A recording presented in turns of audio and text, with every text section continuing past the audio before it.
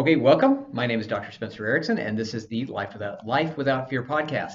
I'm recording today. This is the week of Christmas. It's Tuesday, the 21st, December 21st.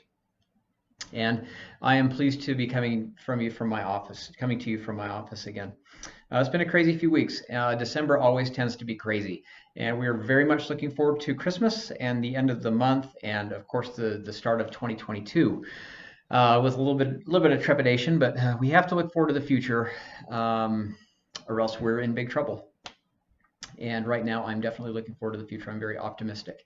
I think things are going to go very well. What I wanted to talk about today is kind of an odd thing. I'm going to talk about The Matrix and why it is one of my very favorite movies. There's a new Matrix movie coming out. I'm going to go to it tomorrow night. And I have always, ever since the first time I watched it, I loved The Matrix. Now, I realize that it's a rated R movie, and a lot of people don't watch rated R movies, and I totally respect that if that's what your decision is. But I have really enjoyed watching those, especially the first one. The other two, yeah, I can live without. But the first movie was really groundbreaking, and it was really excellent in a lot of ways. And I think there are a lot of reasons why it was highly successful. One thing that I really like about it, of course, as a chiropractor, looking at it through that lens, there's a chiropractic axiom that's often used. It's called "you live your life through your nervous system." And what that means is, while yes, we have a physical body that interacts with the world for us, we are our brain.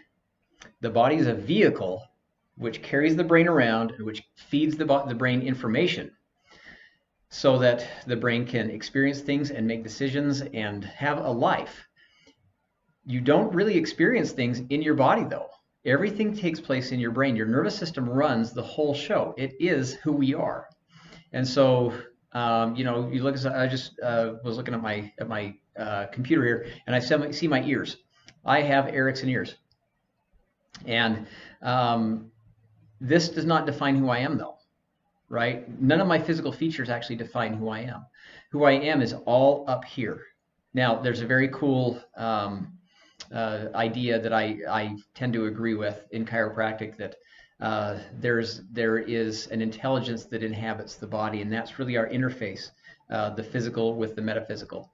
And so chiropractors historically have called that the innate intelligence of the body, and they call God, or the intelligence, the universe, they call that universal intelligence. And so universal intelligence is out there, and that's basically what I refer to as God. And then we have our internal innate intelligence, which I believe is just the spirit that inhabits the body, but really, and that's how the spirit actually controls everything, is that interface there. Anyway, I didn't mean to necessarily go into that, but that's kind of chiropractic philosophy in a nutshell. And it coincides or jives very well with what my personal philosophical beliefs and spiritual beliefs are. And so I can be very congruent in those ways. But if we bring this back around to the Matrix, it's very interesting, because we have the whole basis of the movie is that you have human beings who are plugged into a machine, and that machine is feeding them information as though it were coming from their physical bodies, but their physical bodies are being used basically as slaves as power generators to power these gigantic machine cities.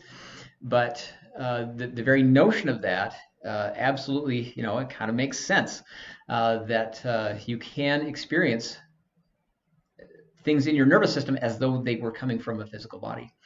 And of course, that technology would be, is way down the road, unless you're talking about something just as simple as dreaming, right? You can wake up from a dream and, you can have believed you were in one place for a long time, and wake up and suddenly you are in your bed. But it seems so real, and it's because all those things actually do transpire inside your brain. And so the brain is very powerful. It's our most powerful healing organ. It's our most powerful, it's far and away the most important organ that we have. There are other organs that we can't live without, but the brain is what runs the whole show. It doesn't matter if we're alive or not if our brain is not functioning properly. And so the very premise of the show is really interesting to me, and to be able to plug into a machine world and then be able to unplug into a real or physical world is a really, really interesting notion. And I think it just captured the imaginations of everybody. And one thing that it kind of reminds me of is this Elon Musk. You've probably heard of him, but one thing that he is fond of saying is that the chances are likely at this point that we are living avatars, which means it's kind of like, man, I don't want to have to cross to a different show, but the movie Avatar, where you have a body that was manufactured genetically that you can plug your consciousness into and experience life through that body. But that's kind of what he means as an avatar, where whatever we're experiencing may be different than what actually the reality is. And I think it's really interesting because I was thinking about it, and with my philosophical and religious beliefs, we kind of are, right? We are not physical beings necessarily. We are spiritual beings. It's often quoted having a spiritual experience, or having a physical experience rather. So if we have a spiritual body, which is actually, that's what makes us who we are, inhabiting a body, then we actually are piloting avatars around. And so I think that's kind of cool, kind of interesting. And so, if we do think of the body as more of a temporary existence, then that's absolutely true. And so I think it's interesting that he's come up with that, and he has a certain odds that he's saying, all right, these are the odds that I place. Yeah, but at this time in the history of the universe, it is more likely that we actually are having an avatar experience rather than a genuine experience. So kind of interesting there. But the reason I was thinking about this was not necessarily because of, how cool it is that machines can give human brains the experiences that make them believe they're having actually a physical experience in their world. The reason I was thinking about it is because of relationships, and relationships are really, really important. And specifically, the close family relationships that we have. And it's interesting because in the movie you can have relationships in the real world or in the matrix world, in the machine world, and they transcend. And so that's one thing about that particular movie that I think was one of the most powerful messages, maybe not messages, but one of the most powerful things that happened in the relationship was the relationship. Oh my goodness, I wouldn't have to edit this too much. One of the most powerful things that happened in the movie was the relationship between Neo and Trinity, and of course all the other relationships that are occurring at the same time. But this powerful love that was developing through the movie, I thought was so good. And the way at the very end when he was shot by Agent Smith and bang bang bang bang bang and he died, and she very calmly, while her world was crashing down around her, she very calmly explained, okay, this is why I love you, and this is why I know that you can't be dead. And then the powerful words, get up. That every time I watch that, it still gives me goosebumps. It's such a powerful thing to have those relationships and to be able to rely on those relationships. And so I think it's really and truly one of the very best love stories that I've seen. And I think that it's not known for being certainly not a chick flick per se, but man, I hope that term is not antiquated and that I'm going to be called out for that. I don't mean anything derogatory by it, of course. I really like chick flicks over the years, but such an important thing to have, to be able to connect, is to have those feelings, because that human connection really is the very most important thing. While we're going through this life, whether we're avatars or not, we're still experiencing life, and we get to interact with other people. And one thing, I've been trying to do more marketing lately, and I'm not the best marketer. Really what I try to do is I try to just treat people really well, and we try to attract people that will like coming into our office, my front desk staff and I, and we've done a good job of that. But I've been trying to do a little bit more marketing, and so I read reviews and those kinds of things, and we do get a fair number of positive reviews, and we do stimulate some of that, of course, but we work on getting those reviews. But really what I want people to know when they come in here is that we're going to take care of them. That's the most important thing. And I've had patients in the past who, whether it's money issues or time issues or whatever, I always want people to know the relationship is much more important to me. I want to make sure that you have a place that you feel like you can go, that you're going to get the very best care.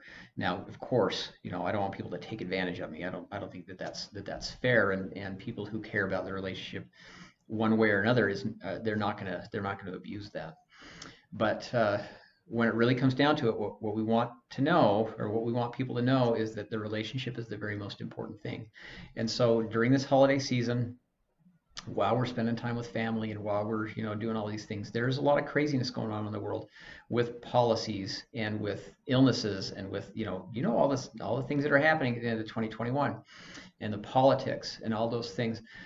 I hope as we go through this holiday season, which is just really the next week and a half, which is a shame. I hate to see the Christmas and New Year season end, but it's only another week and a half or so. But this is our opportunity to show everyone around us that the relationship is much more important than all the stuff that's happening around us and to us. That's all the physical world, and that's not where we live.